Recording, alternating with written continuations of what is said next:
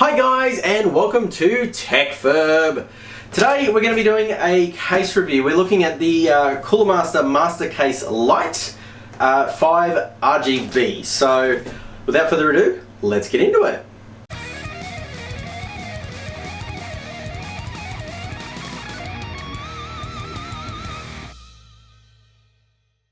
Okay, so why am I doing a case review? I've not really done one of these before on the channel.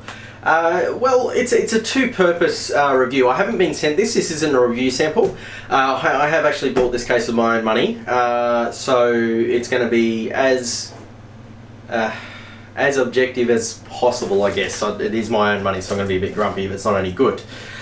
So the other reason why we're doing a review is I'm actually intending to make this case the case that I use for my main editing / personal / everything that I do for this channel and otherwise rig. So let's get this guy out of the box, and we're going to go through all the stuff that's included.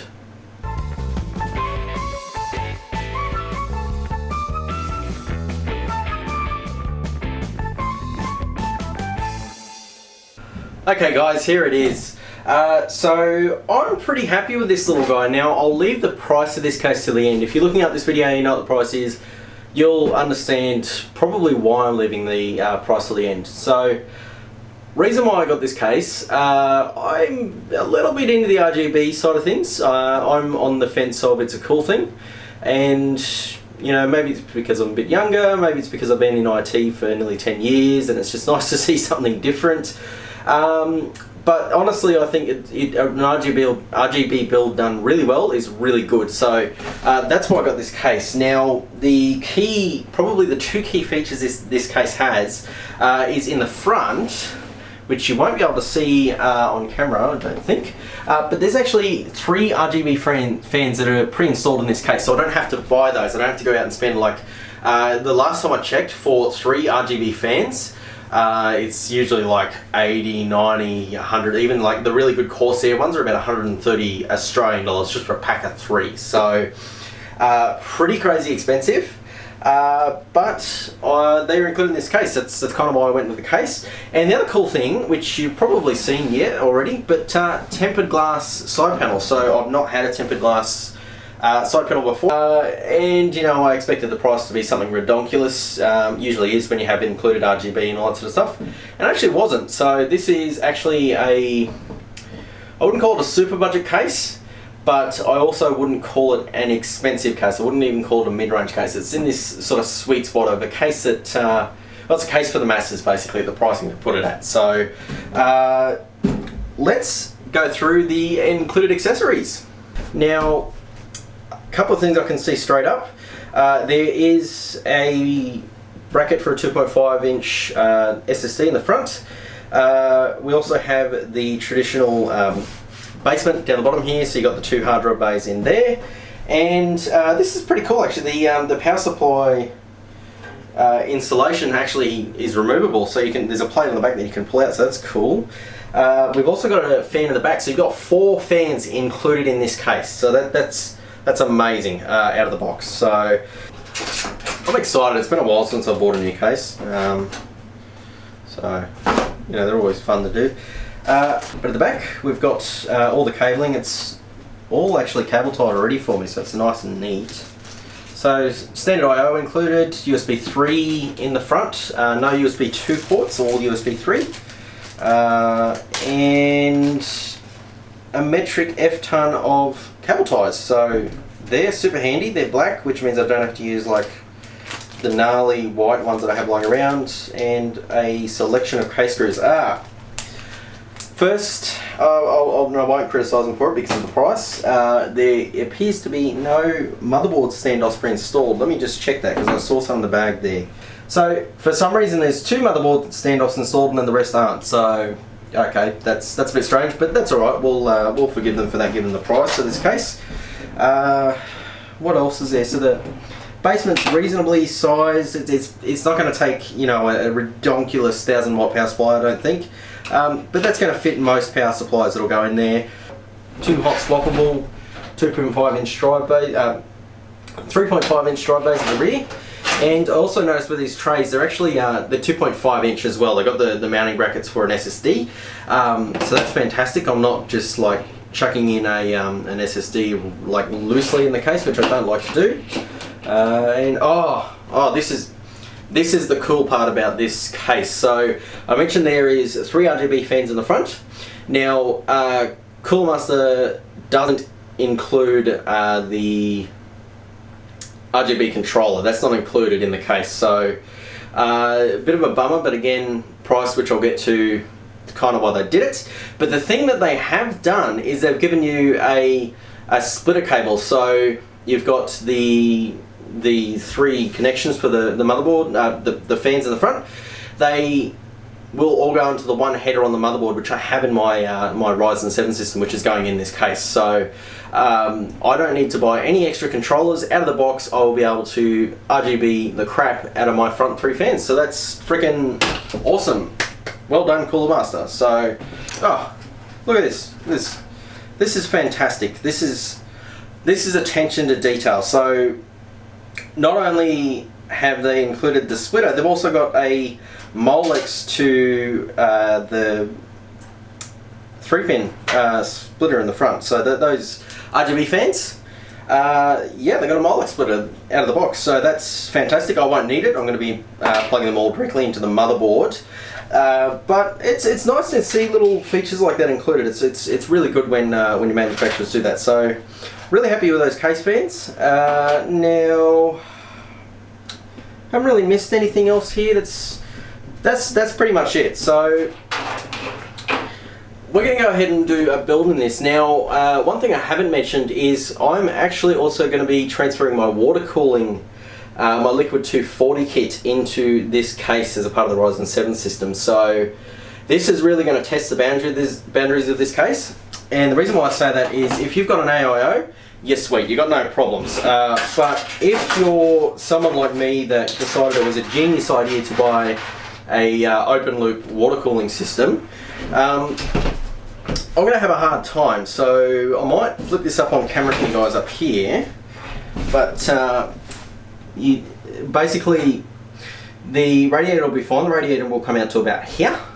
But the thing is, I need somewhere to mount the pump. So was always a challenge in the Thermaltake View 27 I had as well, and the graphics card would just didn't work with the graphics card. So we're gonna have to find an interesting way to put the pump in here. But we've got a lot of space available. I mean, we're going out. This is where the ATX motherboard would stop, and we still have a good 10 centimeters depth there. So I reckon we'll be able to get the pump res down at the bottom there, no problems, and we'll go from there. So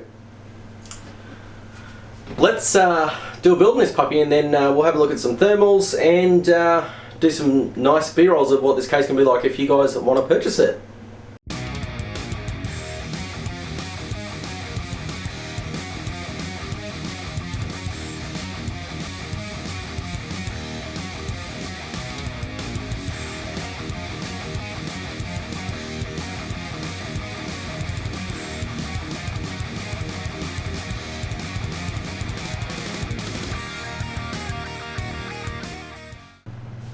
Alright guys, so the hard bit's over now, so we've actually got the water cooling loop in. The radiator's here, we've got the water pump res down here, and I've also got the WaterBlocks sitting there. So it's pretty much good to go. It's mounted, it's pretty solid, it's not going anywhere. I was able to retain the 3 fans as they are, I didn't have to move them at all, and it looks like we are going to have a nice reasonable amount of space this time around. It looks like it's not going to be as cramped as it was in the View 27, but we won't know until we get the graphics card in. So let's move on to the next parts. Let's get the motherboard and everything installed.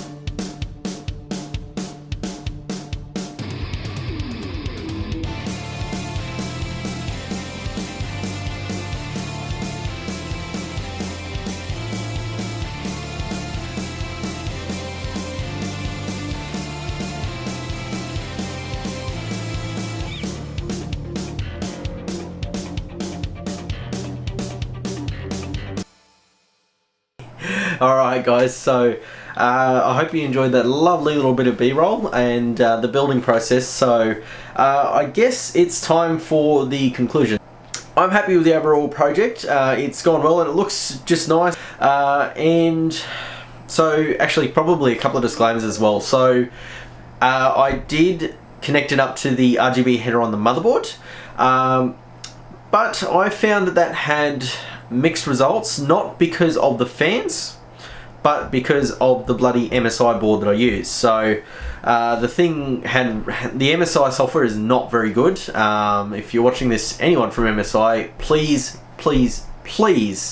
put some effort into it. And you know, the hardware's there, so just make the software to control the LEDs properly. It wouldn't even let me like cycle colors like it is now or anything. It was just bare bones, pick a color and that's it, or you get like a breathing effect and that's it, a couple of things, so it kind of sucked.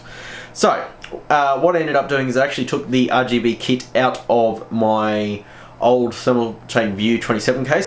I pulled it out and I'm only using one strip in this case, so a strip across the top, and then the actual RGB fans are plugged into the where the second strip would traditionally be. So technically these are being controlled by an RGB controller, but it was just an El Cheapo $25 LED kit. So bottom of the barrel, no fancy stuff, comes with like a remote. You can get this stuff off eBay. I'll see if I can find one and link it in the description below. So overall in the looks department, I am 100% satisfied. So yeah, it's phenomenal. Now comes the bad news. So, and I'm going to be honest, if you weren't expecting this to be the reality, then you really need to do some solid research on how cases work and how they affect airflow. So I said I would do some thermal tests, and I did. Now the GPU is an RX 480. It runs reasonably hot card. They're reasonably hot cards.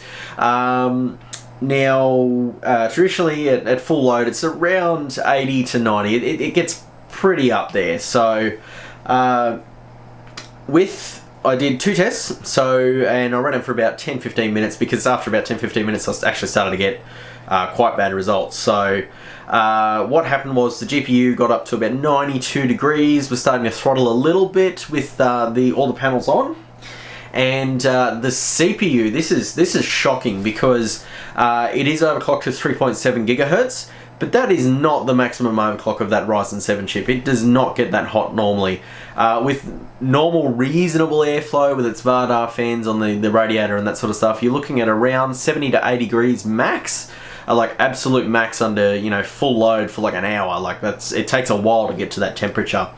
And in 15 minutes, we went from having a system that was, you know, CPU temperatures that were around 60 degrees, up to a 91 and 92 degrees temperature. It actually thermal throttled, which I've never seen happen before. Not with the liquid cooling kit. I've seen it happen when I'm overclocking with like the generic stock cooler it comes with, because it's kind of how that works. But I've never had a thermal throttle ever on water cooling. So that was a pretty big shock to the system. So the second part of the test, which really cements my what I'm trying to say here, is for the second test I did, I took off the side panel and the front. So I took off this panel and the side panel there, so the front and the side, and I saw the CPU max out at 70 degrees Celsius under that same time frame of test. So it was pretty crazy seeing that 20 degrees Celsius delta, and possibly more if it wasn't thermal throttling. So yeah, so airflow in this case is not very good. So do not get this case if you want something that is practical with high airflow and you're going for high-end overclocks. This is not the case for you at all. However, I didn't want a high airflow case. I came into this knowing that this was going to have very restricted airflow. You can't have a solid Perspex glass. You can't have any solid surface sitting directly in front of a fan and expect it to cool something. It's not going to happen. The fans have very little effect. I can barely feel the air on where the radiator is. I cannot feel the air going through the radiator when that front panel's on. When the front panel's off, it sort of works, but it's not perfect again.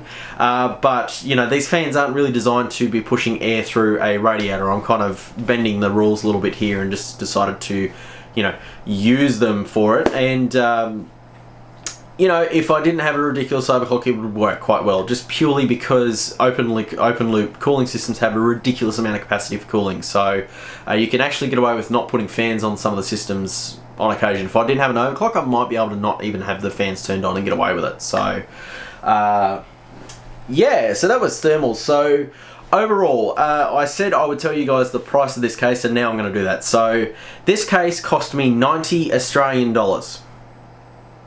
Yes, 90 Australian dollars. If you're living in anywhere other than Australia, you're living in the US or you know, somewhere that doesn't get royally rogered right and good on you know, computer parts pricing.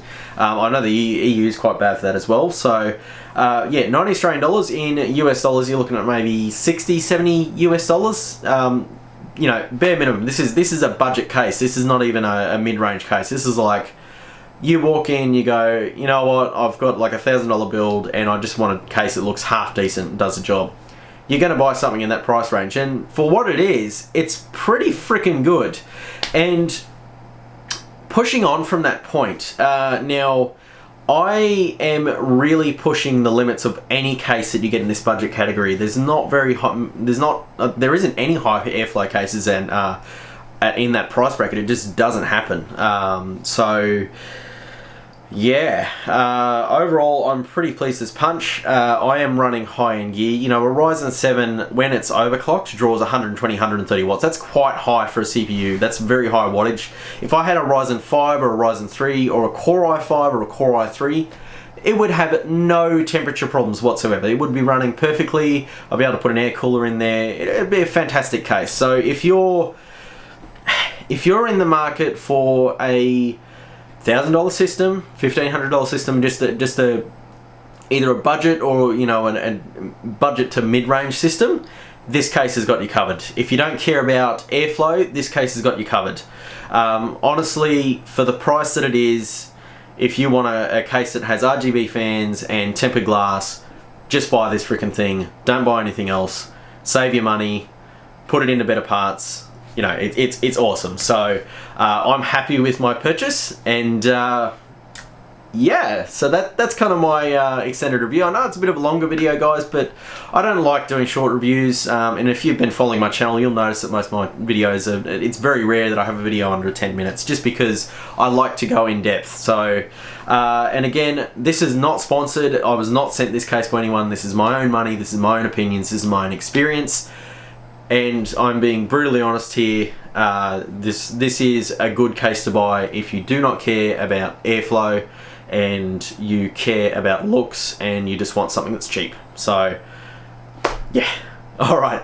So thanks for watching, guys. Leave a like if you liked it, leave a dislike if you disliked it. Comments down below if you have any questions about this case, if you're thinking of buying it, if you have any feedback about the video.